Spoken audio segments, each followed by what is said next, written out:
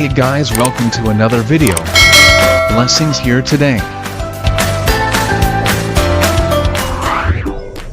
4-piece payout update, March 15, 2024.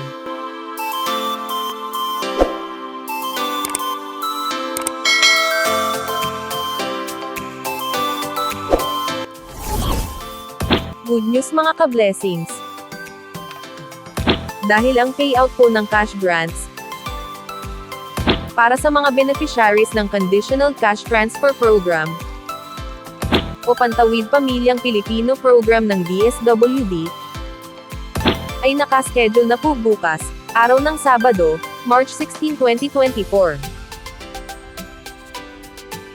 Narito po ang payroll schedule para sa bawat rehiyon. P2 2023, RCCT CVS regular, at initial regular sa lahat ng region. P2 2023, additional 4-piece listahanan 3 has, CVS regular at initial regular sa Region 5, Region 9, Region 11, Region 12, and BARMM.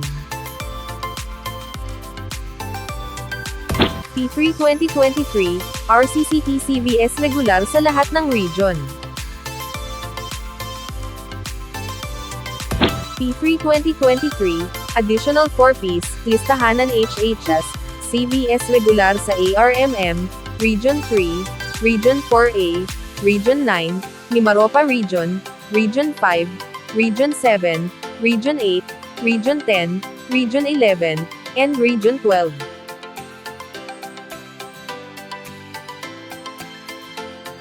P1 2023, additional 4-piece, listahanan HHS Retro, additional 4-piece listahanan HHS B36.2 Retro sa Region 9 and Region 10.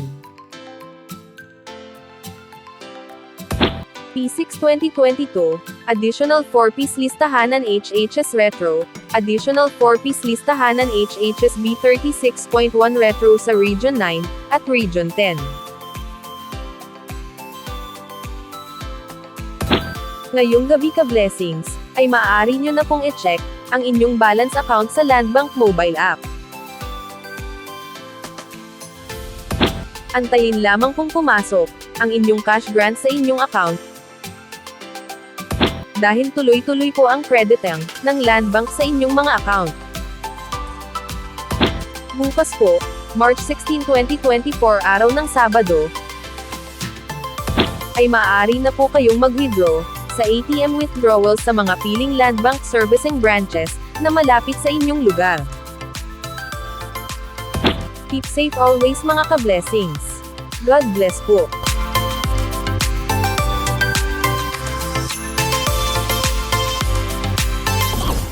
Ang Pantawid Pamilyang Pilipino Program o 4-piece ay programa ng pambansang pamahalaan na ipinatutupad ng Department of Social Welfare and Development o DSWD sa pakikipagtulungan sa iba't ibang ahensya gaya ng DepEd, DOH, DILG, at sa mga lokal na pamahalaan. Pinagtibay ang programa sa pamamagitan ng pagsasabatas nito bilang Republic Act 11310. Ayon sa batas, ang 4-piece ang magiging pambansang stratehiya upang mabawasan, at kalaunan ay puksain ang kahirapan sa ating bansa. Ang 4-piece ay namumuhunan sa human capital ng mga mahihirap na sambahayan, sa pamamagitan ng pagpapabuti sa aspeto ng kalusugan, nutrisyon, at edukasyon ng mga kasapi ng programa. Nagbibigay din ang programa ng psychosocial at psychoeducation intervention sa pamamagitan ng family development session, bilang gabay sa unti-unting pag-unlad at pagpapatatag ng kanilang pamumuhay.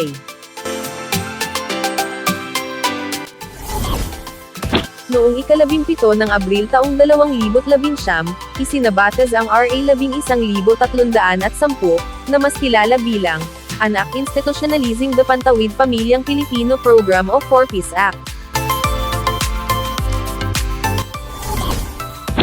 Sa pagsasabatas nito, ang 4Ps na programa sa ilalim ng Department of Social Welfare and Development ay magiging permanenteng pambansang estratehiya ng gobyerno, upang puksain ang kahirapan sa bansa sa pamamagitan ng pagbibigay ng tulong pinansyal sa mga mahihirap na pamilyang Pilipino, upang mapabuti ang kanilang kalusugan, nutrisyon, at edukasyon. Sino-sino ang maaaring maging benepisyaryo ng 4Ps? Ang mga maaaring maging benepisyaryo nito ay mga mahihirap na pamilyang Pilipino, na siyang makakasunod sa mga kondisyon ng programa. Automatikong kasama na sa targeting system na ito ang mga magsasaka, mangingisda, walang tirahan, katutubo, informal settlers, at mga pamilyang nasa malalayong lugar, o geographically isolated and disadvantaged areas.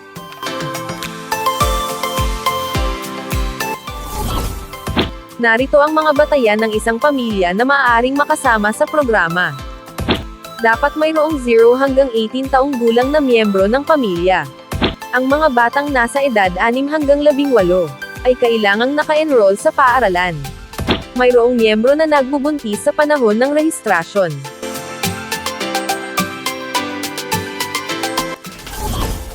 Ang isang kwalipikadong pamilya ay maaari lamang maging benepisyaryo ng programa sa loob ng 7 taon. Paano makasama sa Pantawid Pamilyang Pilipino Program o 4Ps? Ang mga benepisyaryo ng programa ay pinipili, sa pamamagitan ng National Targeting System for Poverty Reduction o listahanan.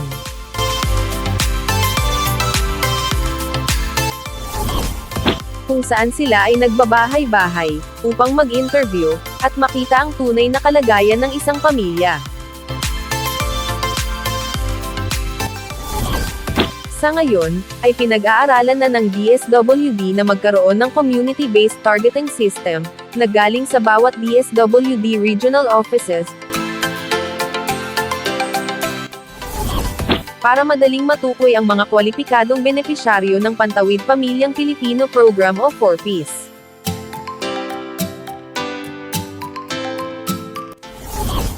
Ano-ano ang mga benepisyo na maaaring makuha mula sa programa?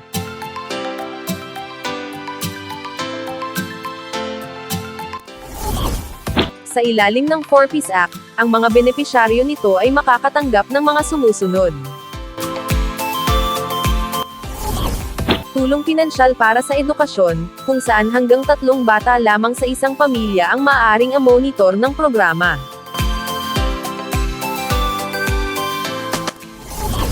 Mula sa daycare at elementarya, ay makakatanggap ang mag-aaral ng 300 piso kada buwan, sa loob ng 10 buwan na may pasok.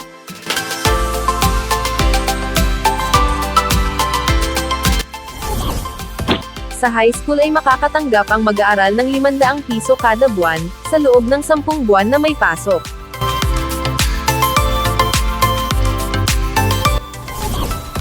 Sa senior high school makakatanggap ang mag-aaral ng 700 piso kada buwan, sa loob ng 10 buwan na may pasok. Makakatanggap din ang mga benepisyaryo ng tulong pinansyal para sa kalusugan, kung saan ang halaga nito ay nakatalaga kada isang pamilya, at hindi nakadepende sa bilang ng mga miyembro nito.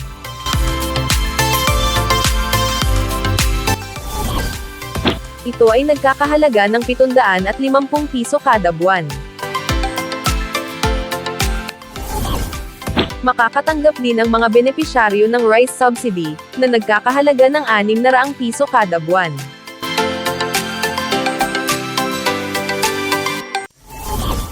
Makakatanggap din ang benepisyaryo ng automatikong insurance coverage, mula sa National Health Insurance Program o PhilHealth.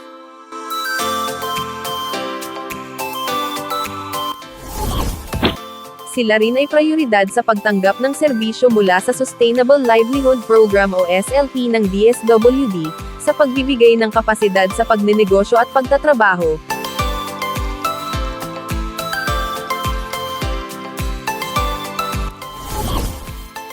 at sa serbisyo at programa ng ibang pang mga ahensya ng gobyerno o mga katuwang ng organisasyon.